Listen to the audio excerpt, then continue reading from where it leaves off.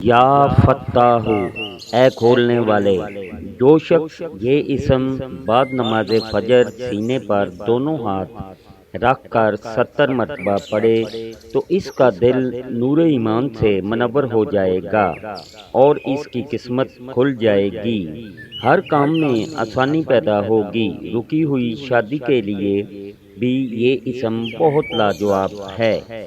یا وہابو، اے بہت دینے والے، اگر کوئی شخص تنگ دست ہو تو نماز چاشت کے آخری سجدے میں یہ اسم 40 مرتبہ 21 دن تک پڑھے، فکر و فاقہ دور ہوگا، رزق کے دروازے کھل جائیں گے۔ اگر کوئی اور مقصد ہو تو آدھی رات میں ننگے سر کھلی جگہ میں پڑھیں، انشاءاللہ مدح حاصل ہوگا۔